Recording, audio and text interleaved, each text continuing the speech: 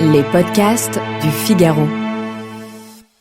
Champ d'expertise qui exclut ceux qui en ignorent les règles, le monde du vin compte aussi dans ses rangs quelques imposteurs, dont l'assurance cache en réalité quelques failles majeures. Voici comment les confondre au premier coup d'œil.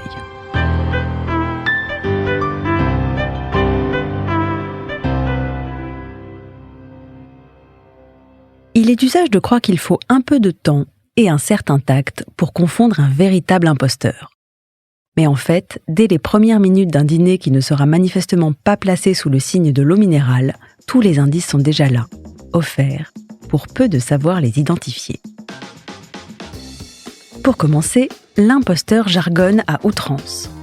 Au sein de la grande famille des experts de l'entourloupe, le faux amateur de vin adopte en société une assurance de façade, usant de termes qu'il serait bien incapable d'expliquer lui-même en détail.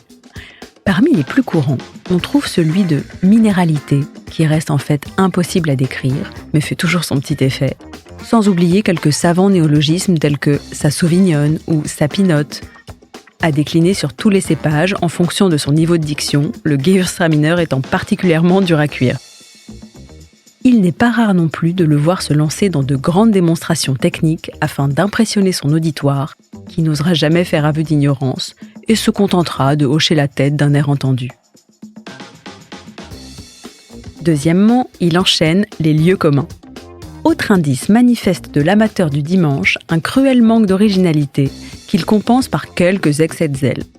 Si une certaine rigidité ou exigence n'est pas forcément symptomatique d'une tentative de tromper son monde, il faudra néanmoins se méfier d'un amateur répétant toujours la même rengaine jusqu'à commettre des erreurs parmi les plus classiques, le champagne servi dans des flûtes, le rouge et le fromage, le sauterne sur le dessert, etc. Troisièmement, il ne jure que par les grandes étiquettes. Si le véritable amateur de vin témoigne généralement d'une grande curiosité, voire d'une certaine fierté à l'idée d'être considéré comme un dénicheur de premier plan, l'imposteur aura davantage tendance à se reposer sur quelques grands noms des régions les plus convoitées. Un conservatisme qui devrait susciter plus de méfiance que d'admiration, car s'il est conseillé de connaître ces classiques, s'y limiter n'est clairement pas le signe d'un caractère de passionné. Quatrièmement, il critique afin de ne pas être critiqué. Dans le but de rallier les convives à sa cause, le faux amateur dégaine toujours en premier. Qu'il s'agisse de l'hôte ou du sommelier, il ne pourra s'empêcher de critiquer le choix d'une cuvée ou d'un millésime, une erreur de service, voire le vin ou le vigneron, histoire de faire argument d'autorité. Au cours de la conversation, il aura aussi tendance à écouter d'une oreille distraite, voire à soupirer d'un air de salle d'attente. À l'inverse, l'amateur conciliant prouve par son sens de la diplomatie qu'il n'a vraiment plus rien à prouver.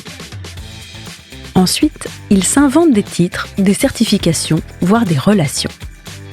C'est une pratique vieille comme l'entretien d'embauche qui consiste à mentir éhontément sur ses diplômes, son bilinguisme ou ses expériences passées. Dans la même veine, il est conseillé de se méfier d'un amateur de vin au CV trop rutilant, déclarant avoir obtenu son wine set haut la main, partir en vacances avec telle ou telle haute figure du vignoble ou être sur le point de passer son BTS viticulture et œnologie. Enfin, il n'a jamais été dans le vignoble. Nombre d'individus se présentant comme de fins amateurs, surtout en France où la connaissance du sujet semble être miraculeusement innée, dévoilent après quelques verres n'avoir jamais mis les pieds dans un chai, une cave ou entre deux rangs de vignes. Il s'agit là d'un indice à prendre avec des pincettes, tout le monde n'étant pas en mesure de partir explorer le vignoble dans les grandes largeurs. Un tel constat dévoile un réel manque d'intérêt pour le sujet dans sa globalité. Méfiance donc.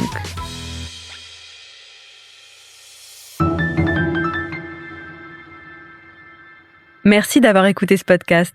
Je suis Alicia Doré, journaliste vin. Vous pouvez retrouver Parlons Vin sur Figaro Radio, le site du Figaro et toutes les plateformes d'écoute. Si vous avez aimé cet épisode, n'hésitez pas à vous abonner et à laisser votre avis. À bientôt!